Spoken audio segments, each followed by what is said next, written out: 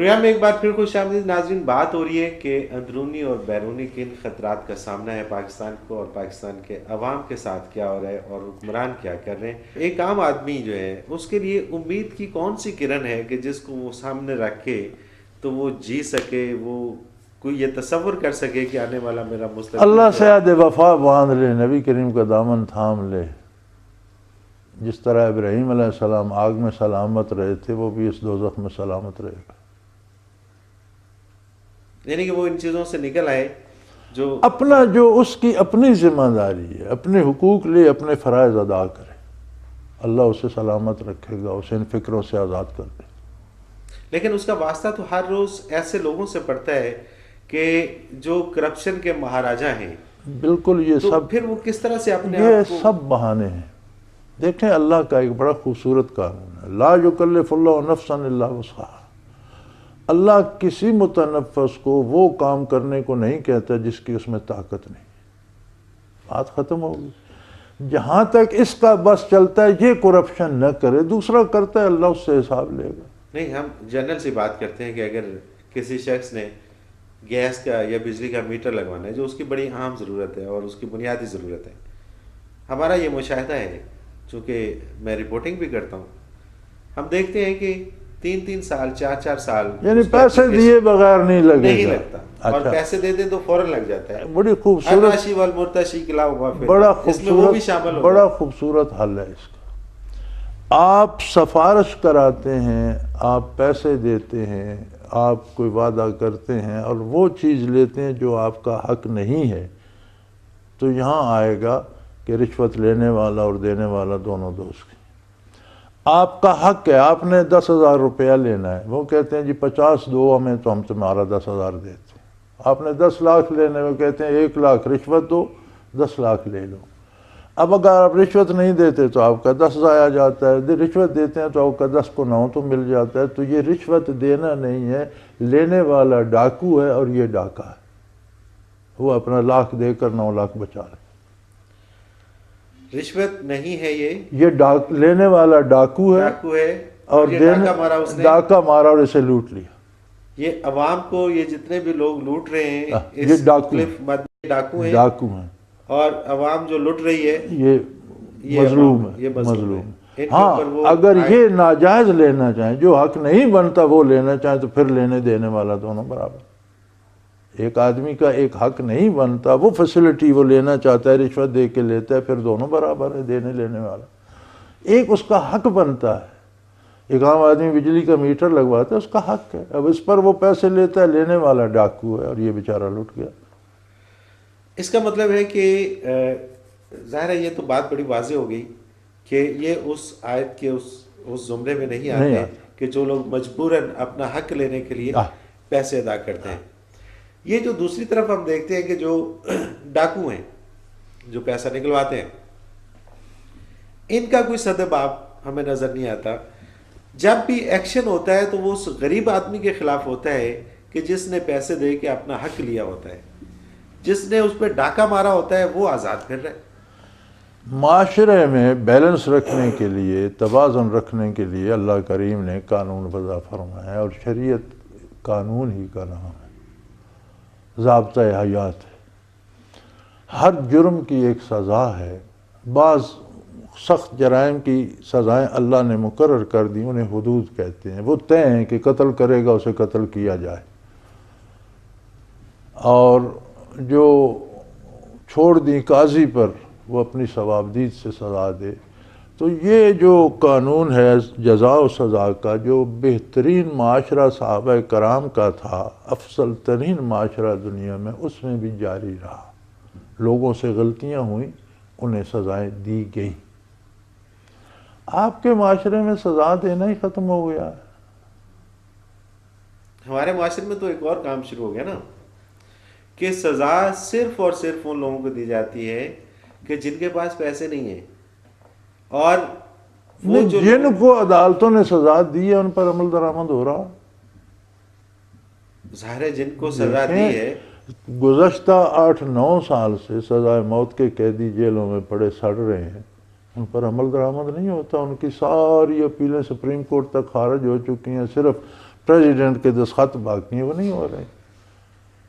اچھا جب عمل درآمد نہیں ہوگا تو معاشرے میں اس کی جرم کی ہیبت کیا ہوگی اور جرم سے لوگ بچنے کی کوشش کیوں کریں گے؟ اسی طرح آپ جن لوگوں کو میں تو اگلے دن ٹی وی پہ اور اخبار پہ سن رہا تھا بعض جیلوں میں کہ جو لوگ قید ہوئے انہوں نے مزدور رکھ لیے کہ تم میری جگہ قید کاٹو، میں تمہارے بچوں کو اتنے پہ، وہ گھر ہے اور اس جگہ مزدور قید کاٹ رہا. ظاہر ہے جی یہ پھر ساری وہی چیزیں ہیں نا کہ جب انصاف نہیں ملا، اب جو ڈاکہ مار کے کروڑوں روپے لوٹے گا تو وہ اپنی جگہ مزدور رکھنا اسے کیا مشکل ہے بھائی؟ اب دیکھیے نا، ایک طرف ہم یہ دیکھتے ہیں کہ جی ایک شخص نے اگر 50,000 روپے کی ہیرا پھیری کی ہے تو اس کو بھی 3 سال قید ہے. ایک شخص نے اگر 50 کروڑ کی ہیرا پھیری کی ہے تو اس کو بھی 3 سال قید ہے. تو جو 50 کروڑ والا ہے وہ تو 3 سال بڑا ہنسی خوشی گزارے گا، جو 50,000 والا ہے اس کے گھر کے برتن تک بک جاتے. کیسے ہم ان سارے بحرانوں سے نکل پائیں گے؟ حکومت کو کیا کرنا چاہیے؟ حکومت کیا وہ کر پائے گی؟ میں عرض کر رہا تھا آپ سے کہ ہم آزاد تو ہو گئے، لیکن جو کوئی جہاں جاتا ہے، ہر کے آمد امارت نو ساخت، جو جہاں جاتا ہے وہ وہاں کی چیزوں کو اپنے ڈھب سے سنوارتا ہے اور اپنی ضرورت کے مطابق کرتا ہے. انگریز آئے، یہی ملک تھا ہندوستان، اور یہاں مسلمان حکمران تھے. مجھے بڑا دکھ ہوتا ہے کہ آج کل تو ہمارے ٹی وی پروگراموں میں مسلمان حکمرانوں کا خاص کر مذاق اڑایا جاتا ہے بڑی خصوصیت سے.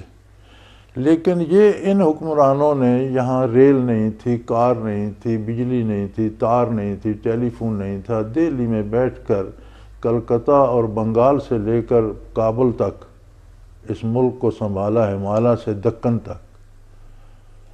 اور اس زمانے میں پشاور سے 3 دن میں ڈاک دہلی پہنچ جاتی تھی، جو آج نہیں پہنچتی. آج تو بلکہ بندہ پہلے پہنچ جاتا ہے. یہی ملک تھا کہ جہاں فرانسیسی اور برطانوی اور مغربی لوگ ملازمت کی تلاش میں آیا کرتے تھے. یہی ملک تھا. بالکل یہی تھا. اور سونے کی چڑیا کہا گیا اسے. اچھا انگریز نے قبضہ کیا، چھوڑو لمبی بات کو مختصر کرتے ہیں. انگریز نے قبضہ کیا، اس نے کیا کیا؟ سب سے پہلے آپ کا جو سسٹم تھا عدلیہ کا، تعلیم کا، سیاست کا، سارا اس نے ختم کر کے اس نے لگ کے 1830-32 سے لگ کے 1880-86 تک ایک پورا نیا سسٹم دے دیا، جس میں نظام تعلیم بھی نیا تھا، عدلیہ کا نظام بھی نیا تھا اور سیاست کا نظام سارا نیا آ گیا. وہ تھا colonial system just for Indians. اگر برطانوی حکمرانوں کا کوئی بندہ غلطی کرتا تو اس کو چالان برطانیہ جاتا تھا اور وہاں اس کا ٹرائل ہوتا تھا کہ یہ آزاد ملک کا شہری ہے، آزاد عدالتیں ہیں، وہاں ہوگا. ہندوستانی جرم کرے گا تو یہاں ٹرائل ہوگا کہ یہ کالونیل سسٹم ہے، یہ ملک ہماری کالونی ہے، یہاں کا نظام بھی کالونیل ہے اور اس کے مطابق ٹریٹ کیے. آپ کو جب اللہ نے ملک دیا آپ نے وہ قانون کالونیل بدلے، ویسے کے ویسے چل رہے ہیں. آپ نے وہ سسٹم بدلا تعلیم کا، آپ نے تو اسے اس سے بدتر کر دیا. آپ نے وہ پولیٹیکل سسٹم بدلا. آپ کے ساتھ ہندوستان تھا، اس نے بہت سی تبدیلیاں کی ہیں اپنے مقصد کے لیے. اس نے بہت سی تبدیلیاں کر لی ہیں. اس نے ساری سٹیٹس ختم کر دی تھیں پٹیل نے، اور نوابوں کو بھی عام آدمیوں میں بٹھا دیا تھا. آپ کی سٹیٹس تو ابھی چل رہی ہیں. اسی طرح قانون، نظام تعلیم، انہوں نے پرائرٹی دی اپنی زبان کو اور انگریزی کو، اردو ختم کر دی. آپ کی پرائرٹی، آپ صرف عربی زبان کو لازمی کر دیتے تو بچے جو ایم اے کر جاتے وہ خود قرآن حدیث بھی پڑھتے، اپنا راستہ تلاش کر لیتے. کہ نہیں؟ آپ کا آج بھی عدالتی میں نے ججوں سے پوچھا، سپریم کورٹ کے ججوں سے پوچھا، چیف جسٹس سے میں نے پوچھا کہ بھئی آپ بندے کو ہینگ کر دیتے ہیں، اس سے جھوٹ کیوں بولتے ہیں؟ آپ اسے کہتے ہیں زیر دفعہ 302 تعزیرات پاکستان مجریہ 1836. وہ 1836 میں پاکستان کب تھا کہ تعزیرات پاکستان بن گیا؟ پاکستان 1947 میں بنا.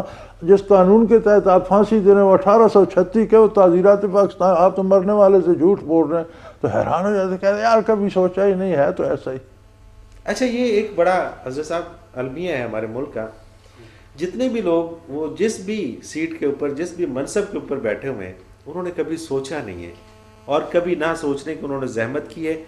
میں اکثر دیکھتا ہوں کہ وہ صرف آتے ہیں اپنے آفس میں، اپنا ٹیکہ جماتے ہیں چائے پیتے ہیں، کھانا کھاتے ہیں اور گھر چلے جاتے ہیں. کیا اس طرح سے ملک ہمارا ترقی؟ میری ایک ملاقات ہوئی محترمہ بے نظیر بھٹو سے، انہی کی خواہش پر، انہی کے حکم پر کہ ایک ملاقات چاہیے، تو اسلام آباد ان کے زرداری ہاؤس حاضر ہوا. ہماری تو کھلی ملاقات تھی، نہ کوئی پالیٹکس تھی، نہ کوئی. وہاں وہ گیلانی صاحب پشاور والے موجود تھے، اور یہ خورشید شاہ صاحب یہ بھی موجود تھے. بہت سی باتیں ہوئیں، بڑی تواضع انہوں نے کی، بڑی خود چائے وائے بنائی، فروٹ کاٹ کر دیا. ایک سٹیٹس ہوتا ہے ہر بندے کا، اچھے لوگوں کا ایک طریقہ بھی اچھا ہوتا ہے. تو بہت سے موضوع پہ بات ہوئی. ایک بات یہ آ گئی کہ میں نے کہا بھئی 2 حکومتیں آپ کی ختم ہو چکی ہیں، 2 میاں نواز شریف کی. جو منسٹر میاں نواز شریف کے پہلی حکومت میں تھے اور جن کی وجہ سے حکومت ختم ہوئی، دوسری حکومت میں بھی وہی تھے. اللہ کا شکر ہے دوسری بھی ختم ہوئی. بالکل صحیح ہے. آپ کی پہلی حکومت میں جو آپ کی کیبنٹ تھی اور جن وزیروں کے پاس جو محکمے تھے، آپ کی دوسری حکومت آئی تو وہی منسٹر تھے اور وہی محکمے ان کے پاس تھے، اور اللہ کا شکر ہے وہ بیڑا بھی ڈوب. تو آپ کو سمجھ کیوں نہیں آتی کہ جو بندے نہیں چلا سکتے آپ انہیں کیوں دیتے؟ یعنی آپ خارجی اثرات پہ صدر نے ختم کر دی، اس نے اس پہ تو توجہ دیتے ہیں، اس پہ توجہ کیوں نہیں دیتے کہ یہ جو ٹیم تھی ہماری، کوئی نالائکی تو اس کی بھی تھی. تو میں نے کہا پھر ایک بات اور بھی عرض کر دوں کہ آپ جس شعبے کا ہے وزارت ہے، اس شعبے کے لوگوں کو کیوں نہیں دیتے؟ آپ ٹیکنوکریٹس کو کیوں نہیں لاتے؟ یعنی آپ ایک عام آدمی کو بنا دیتے ہیں وزیر صحت، وہ نہیں جانتا تھرمومیٹر کس طرح دیکھنا ہے، تو آپ ایک اچھے ڈاکٹر کو وزیر صحت کیوں نہیں بناتے؟ آپ شعبہ تجارت کا جو ہے وہ کسی بزنس مین کو دیں جو جس شعبے کا ہے، اور اس شعبے کے لوگوں کو آپ اسمبلی میں لائیں. کہنے لگے وہ لوگ ملتے نہیں. میں نے کہا آپ نے اقلیتوں کی سیٹیں رکھ لی ہیں، آپ نے دوسرے تیسروں کی رکھ لی ہیں، تو ٹیکنوکریٹس کی بھی رکھ لیں. تو بڑی حیران ہو کے مجھے وہ فرمانے لگیں کہ یہ باتیں آج تک کسی نے بتائی نہیں. اب آپ تیسری حکومت میاں صاحب کی دیکھ لیجئے، اور وہی سارا سلسلہ چل رہا ہے کہ اپنے رشتہ داروں کو نوازا جا رہا ہے. وہی لوگ ہیں جنہوں نے پہلے بیڑے ڈبوئے تھے. رشتہ دار تو آ گئے نا، نیو کمرز. جو پرانے ہیں وہ وہی لوگ ہیں جنہوں نے پہلے بیڑے ڈبوئے تھے. اور اب بھی ان سے خیر کی کوئی توقع نہیں رکھنی چاہیے. دوسری بات یہ ہے کہ اگر یہ ٹیکنوکریٹس کو لے کے آتے ہیں تو ایک بڑا مسئلہ ان کے لیے یہ کھڑا ہو جاتا ہے کہ جب بھی یہ اپنی من مانیاں کرتے ہیں تو وہ پھر کھڑے ہو کے کہتے ہیں کہ نہیں ایسے نہیں ہے. اصل مسئلہ یہی ہے نا جی کہ حکومت من مانی کرنے کے لیے نہیں ملتی، حکومت لوگوں کی مانی کرنے کے لیے ملتی ہے، پبلک کی فیسلٹی کے لیے ملتی ہے، لوگوں کو سہولتیں دینے کے لیے ملتی ہے، لوگوں کے حقوق کے تحفظ، محافظ اور گارڈ ہیں. یہ اپنی لوٹ کے لیے نہیں آئے، یہ آئے ہیں 21-22، یہ تو کہتے ہیں 20-14 کروڑ 15 کروڑ. پاکستان کی آبادی 21 کروڑ سے بھی زیادہ ہے. جہاں ان کی مردم شماری پہنچتی نہیں وہاں کتنے لوگ پڑے ہیں. تو یہ 20-21 لوگ کروڑوں کے حقوق کے محافظ بن کر آئے ہیں. انہیں پبلک کا دیکھنا ہے کہ کس میں ان کی بہتری ہے وہ کریں. لیکن یہ پبلک کا کیا دیکھ رہے ہیں؟ نہیں دیکھ رہے تو پھر یہ اللہ ان سے پوچھے گا، اور اس کے نتائج ہم بھی ساتھ بھگت رہے ہیں کہ ہم بھی ووٹ دے کر خوش ہو جاتے ہیں. اب وہ ووٹ ہم بھگت رہے ہیں. تو یہ کب تک ہم اس طرح سے ووٹ بھگتتے رہیں گے، اور کب تک جب تک یہ سسٹم بیسیکلی تبدیل نہیں ہوتا. کون کرے گا؟ کہ حکمرانوں کو ہی کرنا چاہیے، اللہ جنہیں اختیار دیتا ہے. اب اس کالونیل سسٹم پہ یار 70 سال چلانا کون سی شرافت ہے؟ کوئی اس کا حق بنتا ہے؟ کیا ہم آج ان کی کالونی ہیں؟ کیا انہوں نے ہمیں فتح کیا؟ ان حکمرانوں نے یہ ملک فتح کیا، ہم لوگ ان کی کالونی ہیں. تو پھر کالونیل سسٹم ہم پر کیوں؟ یہ اپنا کیوں انگریز بنا سکتا تھا، مغل بنا سکتے تھے، ہر حکومت بنا سکتی ہے، یہ کیوں نہیں بنا سکتی؟ اچھا، آپ کیا حکومت کو کیا تجاویز دیں گے اس وقت اس پروگرام کے تھرو کہ کس طرح سے وہ جو خطرات اس وقت منڈلا رہے ہیں اس سے کس طرح سے نکلا جائے؟ ایسے کام کریں جو پبلک کے فلاح کے لیے ہوں، لوگوں کو ان کے حقوق ملیں. اپنی ہوس چھوڑ دیں، خود کو محض ایک گارڈ سمجھیں، ایک محافظ سمجھیں، اور لوگوں کے حقوق بنیاد رکھیں تعلیم سے، عدالتی نظام سے۔ دنیا میں اور ملک بھی تو ہیں یار۔ پرائرٹی پہ کرنے والی کون سی چیزیں ہیں؟ پرائرٹی پہ کرنے والی یہ دو چیزیں ہیں، تعلیمی نظام اور یہ جو ہمارا نظام حکومت ہے۔ اس میں چوروں کے لیے دروازے بند ہوں اور جن لوگوں میں استعداد کار ہے ان کو آگے آنے کا راستہ ملے۔ یہ تو ایک بزنس بن گیا ہے، جس کے پاس کروڑوں روپے ہیں وہ لگائے سیٹ جیتے اور پھر ملٹیپل کر لے، انہیں ضرب دے لے 2 سے 10۔ دیکھیے نا، اب جو انتخابات ہوئے آج سے 6 ماہ قبل، ان میں یہ کہا گیا کہ جی کوئی بھی ایم پی اے 15 لاکھ سے زیادہ خرچ نہیں کرے گا، لیکن آپ کو لگتا ہے کہ لوگوں نے صرف 15 لاکھ خرچ؟ نتیجہ جو نکلتا ہے نا محترم، وہ کردار پہ، کرنے پہ نکلتا ہے۔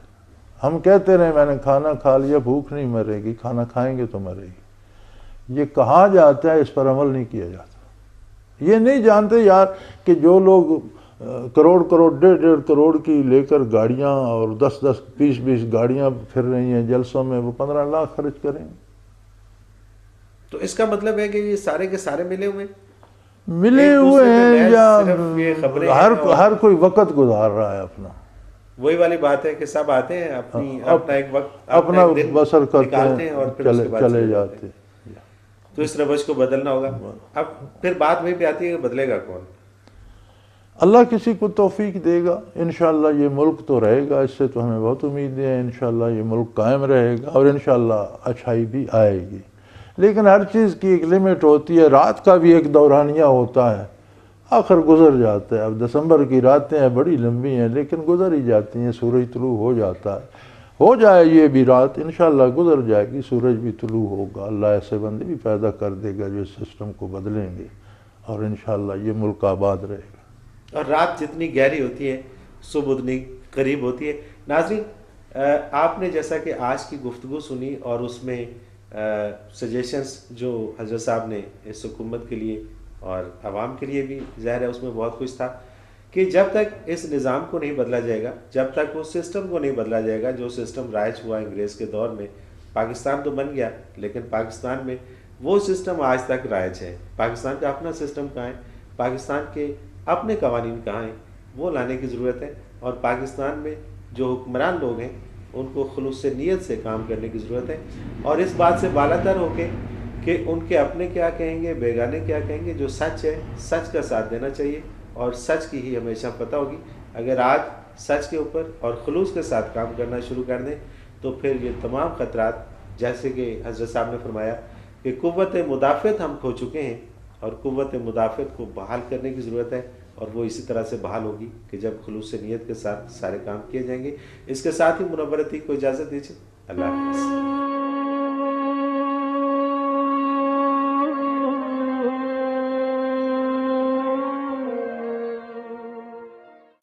الف اللہ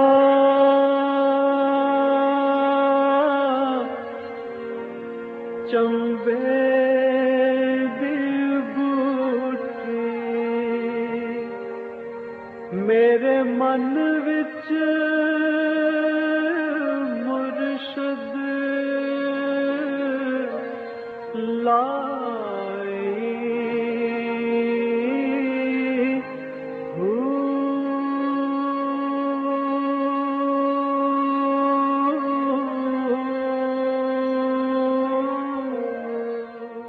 بسم اللہ الرحمن الرحیم۔ السلام علیکم۔ اسپیشل پروگرام کے ساتھ منورتی کی حاضر خدمت۔ ناظرین محترم، آج ہم بات کریں گے کہ پاکستان کو اندرونی اور بیرونی کن خطرات کا سامنا ہے اور پاکستان اس سے کس طرح سے نکل سکتا ہے۔ پاکستان میں ایک جانب تو مہنگائی، بے روزگاری اور لا قانونیت انتہا کو پہنچ چکی ہے، اور دوسری جانب ہم دیکھتے ہیں کہ انڈیا کی جانب سے آئے روز لائن آف کنٹرول کی خلاف ورزی کی جاتی ہے۔ دوسری طرف ہم یہ بھی دیکھتے ہیں کہ طالبان سے ہمارے کبھی مذاکرات ہوتے ہیں اور کبھی ہم ان سے جنگ کرنے نکل پڑتے ہیں۔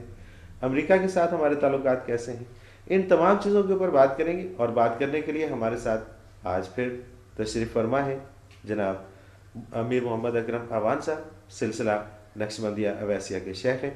حضرت صاحب بہت شکریہ، آپ نے ہمیں وقت دیا۔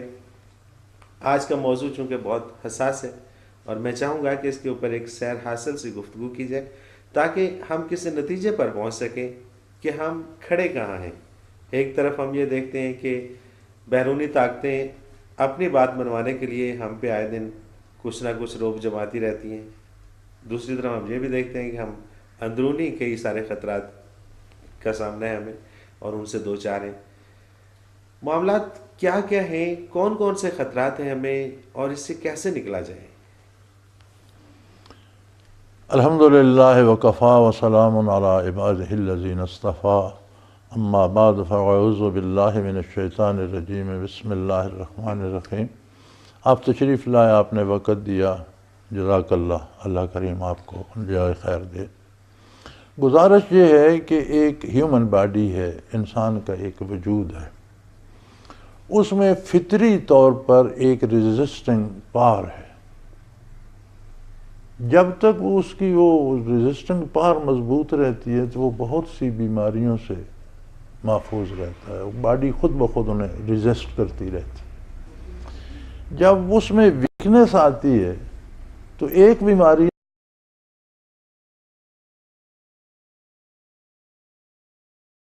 نہیں، ایک وقت میں 10-20 بیماریاں مٹ جاتی ہیں، کیونکہ باڈی میں ریزسٹنگ پاور نہیں ہے، قوت مدافعت ختم قوت ہوگی۔ مدافعت ختم ہو گئی تو جو بیماری گلی سے گزر رہی ہے وہ کہتی ہے یہاں بھی جگہ ہے، یہاں بھی 2 دن ٹھہر جائیں۔ ہمارا قومی المیہ یہ ہے کہ ہم بحیثیت قوم جو ہماری ایک ریزسٹنگ پاور تھی وہ ضائع کر بیٹھے۔ اب جس کا جی چاہتا ہے وہ چڑھ دوڑتا ہے۔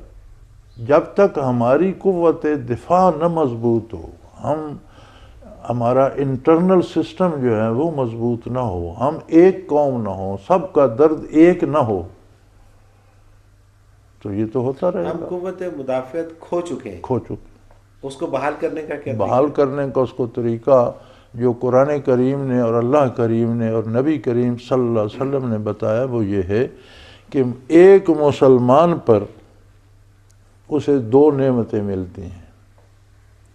ایک اس کے حقوق ہے معاشرے پر، کہ اسے معاشرے سے کیا ملنا چاہیے۔ ایک اس پر معاشرے کے حقوق ہیں جو اس کے فرائض ہیں، کہ اسے معاشرے کو دینا کیا ہے، وہ اس کا فرض بنتا ہے اور معاشرے کا حق ہے۔ آپ کا جو اپنا حق ہے وہ تو آپ معاف بھی کر سکتے ہیں کہ یہ مجھے ملنا چاہیے تھا، نہیں ملا، چلو میں نے معاف کیا، آپ کو اختیار۔ لیکن جو آپ پر فرض ہے وہ آپ معاف نہیں کر سکتے، وہ آپ کو فرض ادا کرنا ہے۔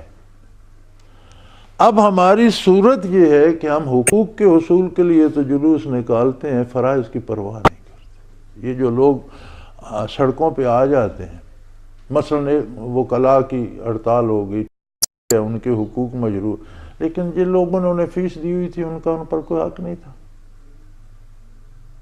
ظاہر ہے وہ تو ہم دیکھتے ہیں تو اپنے حق کے لیے تو لڑ رہے عدالتوں میں ہیں، لوگ اس طرح سے ذلیل ہو رہے ہوتے ہیں تو کہ کوئی ان کا دوسرے پرسانے آ گیا۔ اچھا استاد ہڑتال کر دیتے ہیں، ڈاکٹر ہڑتال کر دیتے ہیں، معاشرے کا کوئی طبقہ کر دیتا ہے۔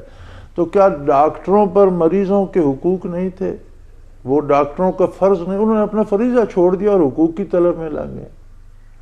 تو جب ہمیں یہ احساس بیدار ہوگا کہ مجھے فرض ادا کرنا ہے، حق کا مطالبہ اپنی جگہ ہے، کرو، آپ معاف بھی کر دو، کر سکتے ہو، مطالبہ کرو، کر دو، تو اس کا حکم ایسا طریقہ بنائیں کہ جو میرا فرض ہے وہ میں ادا کرتا ہوں اور اپنے حق کے لیے بھی لڑتا رہوں، تو پھر ہم ایک قوم بن جائیں گے۔ پھر جو غیر ملکی طاقتیں انہیں بھی پتہ ہوگا کہ کسی ایک پاکستانی کو چھیڑا تو یہ 20 کروڑ لوگ اٹھ کھڑے ہوں گے، ایک جگہ ڈرون مارا تو یہ 20 کروڑ لوگ بندے کھڑے ہو جائیں گے، ایک جگہ کسی پر گولی چلی تو یہ کھڑے ہو جائیں گے۔ اب انہیں پتہ ہے کہ ہر ایک نے اپنی اپنی ڈفلی بجانی ہے، یار جو ہوتا ہے کرتے رہو۔ اچھا، امریکہ سے کہتے ہیں کہ ہمارے تعلقات جو ہیں وہ ناگزیر ہیں، اگر ہم ان کو چھوڑ دیں گے تو ہم بھوکے مر جائیں گے، آپ کیا کہیں گے اس حوالے سے؟ اللہ کریم نے قرآن کریم میں فرمایا کہ افلاس کے ڈر سے اپنی اولادوں کو قتل نہ کرو، جنہیں میں پیدا کرتا ہوں انہیں میں رزق بھی دیتا ہوں۔ رزق امریکہ نہیں دے رہا، جن لوگوں کے امریکہ سے مخالفت ہے وہ سارے بھوکے مار گئے۔ یہ بات نہیں ہے، بات یہ ہے کہ ہمارا جو نظام حکومت ہے اس میں حکمرانوں میں بھی یہی کمی ہے کہ وہ فرائض ادا نہیں کرنا چاہتے، بینیفٹس لینا چاہتے ہیں۔ اچھا، وہ جو بینیفٹس لینا چاہ رہے ہیں وہ بینیفٹس اپنی ذات کے لیے لیتے ہیں یا وہ عوام کے لیے لیتے ہیں؟ بینیفٹس لیتے ہیں جی اپنے نفس کے لیے، دولتیں جمع کرتے ہیں اور اتنی جمع کرتے ہیں خود انہیں پتہ نہیں ہوتا ہمارے پاس دولت کتنی، اور پھر جمع کرتے رہتے ہیں۔ میری سمجھ میں یہ بات نہیں آتی کہ اسے کیا کریں۔ اگر ان کا ٹارگٹ دولت جمع کرنے سے ہٹ کر عوام کو حقوق فراہم کرنا بن جائے تو آج قوم بن سکتی، ایسی کوئی بات۔ لیکن یہ جو اس طرح کی خبریں گردش کرتی ہیں یہ جان بوجھ کے پھیلائی جاتی ہیں کہ جی اگر امریکہ سے ہم نے دوستی چھوڑ دی، اگر امریکہ کے سامنے ہم کھڑے ہو رہے تو ہم ایک دن کے لیے بھی سروائیو نہیں کر سکتے۔ یار چھوٹی چھوٹی باتیں ہیں۔ اب یوگو چاویز نے امریکہ سے کتنی دوستی کی، کیا بگڑا اس کو؟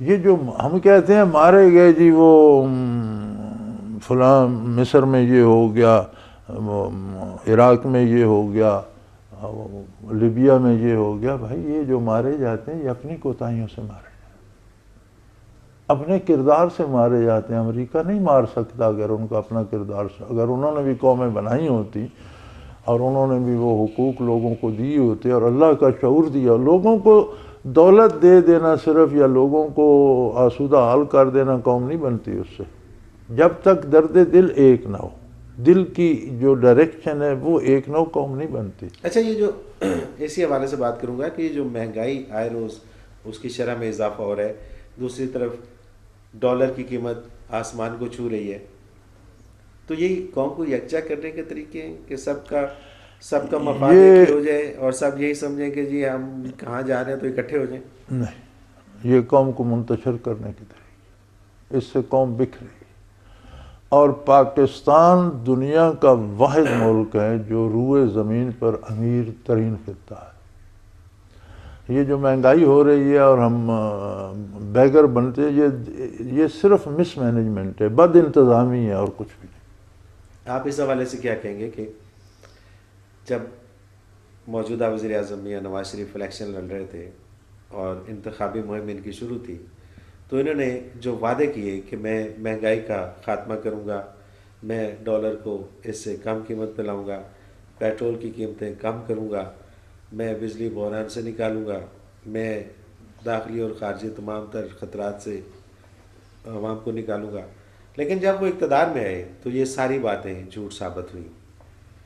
اب لوگ یہ کہتے ہیں کہ اس وقت چونکہ وہ باہر بیٹھے تھے، حکومت میں نہیں تھے، تو ان کو اندازہ نہیں تھا کہ خزانے کی صورتحال کیا ہے۔ اس پہ آپ روشنی فرمائیے کہ ایک لیڈر کی جب یہ صورتحال ہے۔ یہ جملہ غلط ہے۔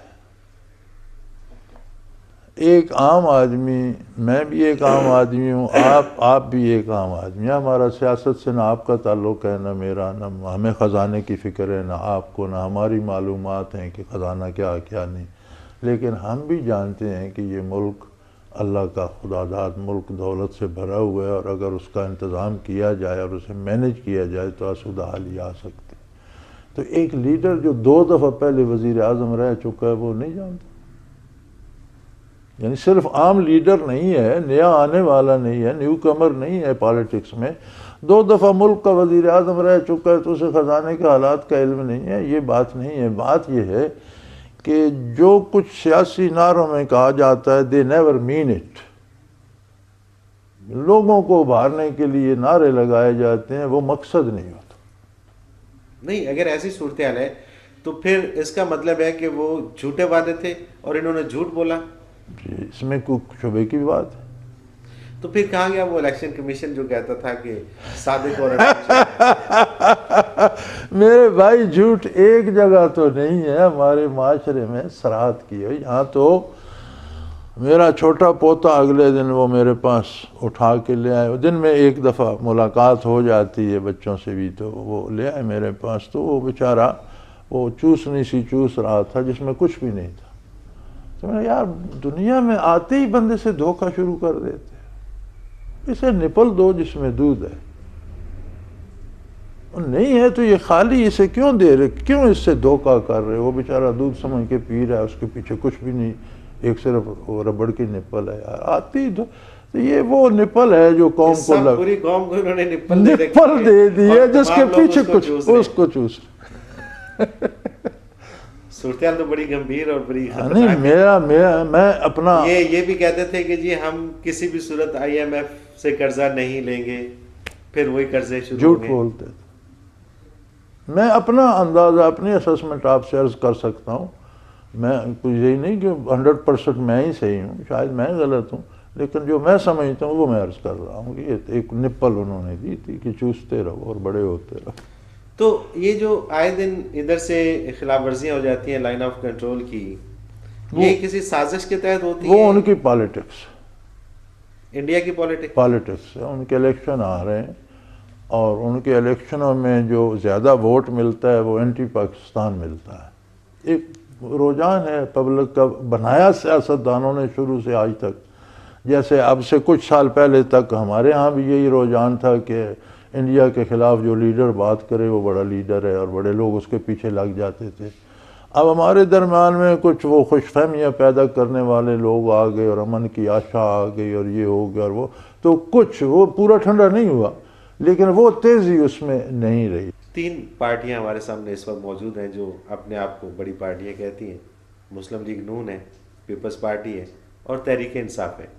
تحریک انصاف سے بڑی توقعات وابستہ تھیں عوام کو کہ تحریک انصاف اگر حکومت میں آ جاتی ہے تو ایک خوشحال پاکستان ہمیں دیکھنے کو ملے گا، لیکن اس کو ٹرائل بیسس کے اوپر ایک صوبہ ملا خیبر پختونخوا، جس میں وہ کامیاب نہ ہو سکی۔ کیا سمجھتے ہیں کہ وہ بھی اسی سلسلے کا اور اسی کڑی کا حصہ ہے؟ اصل بات یہ ہے جی کہ یہاں سیاسی جماعتیں بھی ہیں اور 4 مارشل لا بھی ہے، فوجی حکومتیں بھی ہیں۔ ہماری ایک بدقسمتی یہ ہے کہ کسی نے بھی، نہ سیاسی جماعت نے اور نہ کسی مارشل لا نے ٹیلنٹ نہیں تلاش کیا، کوئی نیا ٹیلنٹ لاتے، نئے لوگ نکال کے لاتے کہ یہ اس شعبے میں ماہر ہے، یہ اس شعبے میں ماہر ہے، انہیں آگے لاتے۔ تو جس نے کیا اسی نے وہ پرانے سیاستدان پک کر لیے جو آزمائے ہوئے تھے۔ آپ 4 مارشل لا میں دیکھ لیں، وہی لوگ آگے آ گئے۔ آپ اپنی سیاسی جماعتوں میں، آپ تحریک انصاف سمیت سب میں وہی پرانے لوگ جو پرویز مشرف کے ساتھ بھی تھے اور پھر مسلم لیگوں کے ساتھ اور پیپلز پارٹی کے ساتھ بھی رہے، اب تحریک۔ تو جب لوگ وہی ہوں گے تو آؤٹ پٹ کیا ہوگی؟ اچھا، تحریک انصاف میں تو ہم لوگ یہ سمجھتے تھے کہ تحریک انصاف کے اندر جو لوگ آ رہے ہیں وہ سارے کے سارے وہ لوگ ہیں کہ جو ینگ جنریشن ہے ساری، اور اس میں پڑھے لکھے لوگ ہیں اور باشعور لوگ ہیں، لیکن وہ ہمیں کہیں نظر نہیں آتے۔ نہیں، ٹاپ پہ تو آپ کو سارے وہی لوگ نظر آتے ہیں جو پرانی حکومتوں میں حکمرانوں کے دائیں بائیں نظر آتے تھے۔ بات تو ٹاپ کی ہوتی ہے نا، کہ لیڈ تو ٹاپ کر رہی ہوتی ہے، اگلے ویل کہاں ٹرن کر رہے ہیں، پچھلوں نے تو، پیچھے ساری گاڑی نے تو ادھر ٹرن کرنا ہے، تو فرنٹ ویل اور سٹیئرنگ تو وہی ہیں جو پرانے تھے۔ تو عمران خان کیا ہائی جیک ہو چکے ہمیں؟ اب یہ تو عمران خان کو پتہ ہوگا، لیکن عمران خان جو باتیں از خود کرتے تھے ان میں سے کچھ بھی نہیں ہو رہا، وہ کچھ رہا ہے جو انہوں نے لوگ ساتھ لیے ہیں، جو ان کی رائے۔ اس پہ مزید بھی بات کریں گے ناظرین، ایک مختصر سا کمرشل بریک، اس کے بعد حاضر ہوتے ہیں، ہمارے ساتھ رہیں۔